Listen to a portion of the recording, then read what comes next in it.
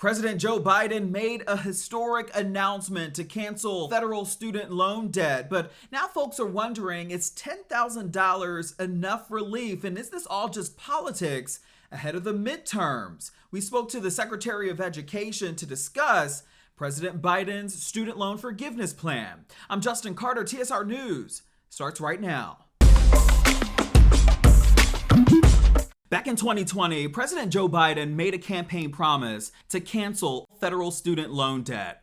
Well, now he's delivered on that promise by now offering student loan forgiveness for those earning under $125,000 a year, with a majority of people receiving $10,000 and some up to $20,000 if you are a Pell Grant recipient.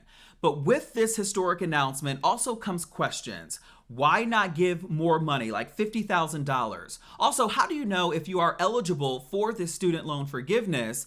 And what about the people out there who have to earn more than $125,000, like people in California or New York, to accommodate for the cost of living? Well, we sat down with the Secretary of Education, Miguel Cardona, to get the inside scoop. And we just wanted to get started with a big question that a lot of people had is this $10,000 figure or the $20,000 figure for Pell Grant recipients. Where did that money come from? Where did that figure come from when it was time to make a decision about where we were heading as far as student loan forgiveness goes? Why not the $50,000, that some other Democratic lawmakers were thinking about, including Senator Chuck Schumer?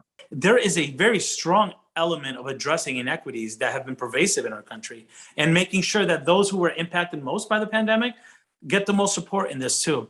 90% of the dollars going toward this whole thing are going to go to people making less than $75,000.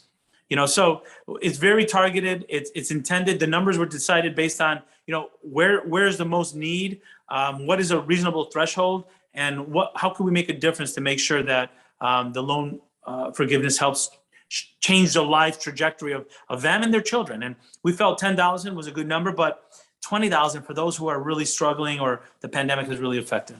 Yeah, now, Secretary, also another thing that critics have been saying is, is this a ploy? Is this a political ploy to galvanize young supporters, especially ahead of the midterms? What is your reaction to that? Or maybe what has the president said about that? It's already, that conversation is already starting. Look, check the facts. The first month, American Rescue Plan. Okay, within the first 6 months, everybody's been talking about infrastructure plan. He got it done. Okay, we have the Veterans PACT Act, Bipartisan Safer Communities Act, Inflation Reduction Act. He's been delivering, and he and the vice president have been delivering since day one. Now, obviously, there was a lot of conversation about what the number should be, what the threshold should be. What we were also doing? We were adding components to it. He ran on $10,000. He announced $20,000 today. He announced improved income-driven repayment. And I don't think people realize how significant that is. Basically, what we've just done is cut in half the loan repayment requirements for undergrad students. Cut it in half. So many students, especially those first-gen students, are afraid of going to college or taking loans because they're going to be saddled with debt. We're not only capping the interest rates, but we're saying only 5% of your salary is going to be due, not 10%. When you first, took over this position, what was the first thing that you had to wrap your mind around, and what was the strategy in developing these policies? Look, I'm a fourth grade teacher, Justin, right? A school principal. There's no guidebook for this job, right? But when you come in here and you see the disservice to people that just want to go to college. I'm a first-gen college student myself. I have children in the school system, one in college, one in high school. So I put my dad hat on, I put my teacher hat on, and I know that we need to do better. We need to do better. We had systems that were in place for years that were broken. Public service loan forgiveness was a joke. 98% were denied. We're talking 98% of teachers, nurses, firefighters, police officers, public servants denied. We fixed that. Income-driven repayment was making it difficult. We fixed that.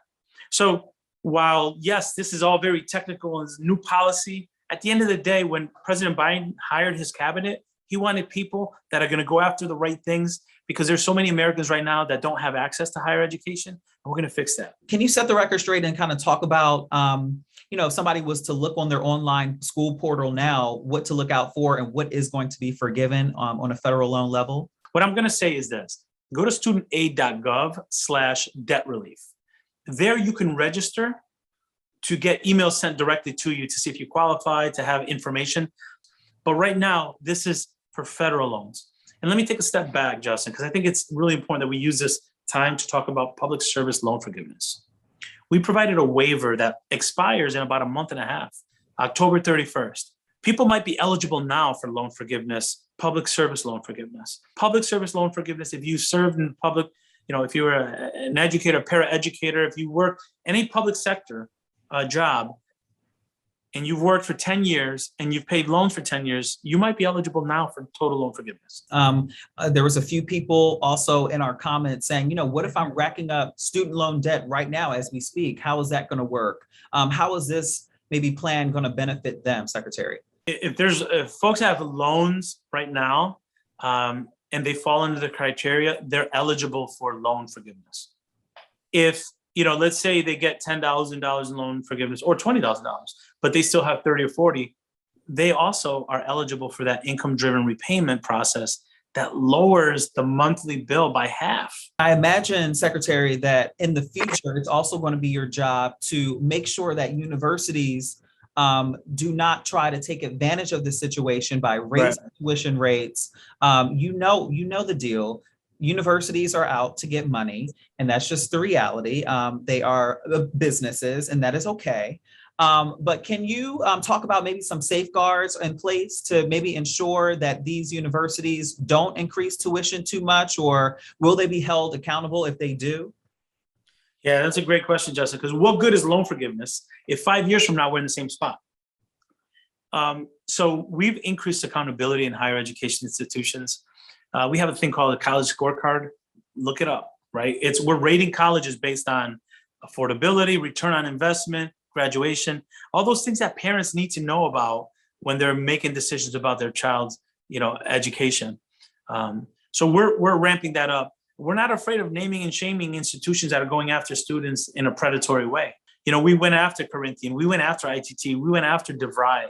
A lot of for-profits that are trying to make a dollar, selling a bill of goods to these first-generation college students who don't know, and they're trying to make decisions based off these shiny flyers that are selling you nonsense.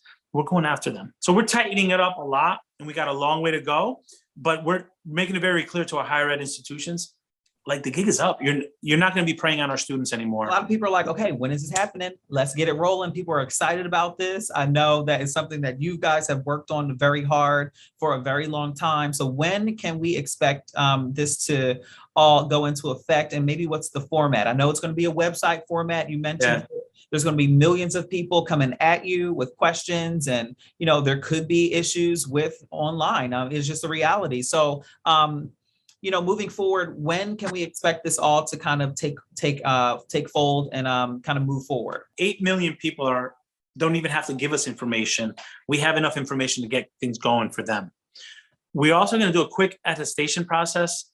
Basically, we're going to try to simplify the process, but that's why it's important for people to sign up studentaid.gov/debt relief so they could get those emails and find out what they have to fill out. We want to make it simple. We don't want to make it burdensome.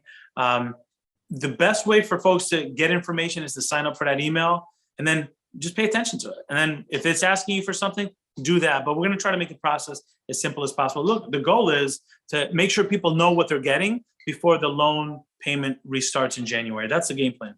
$125,000. Why that cap? There are people right now in New York and California who have to make that money to survive. It's reality. It's just the location that they live in.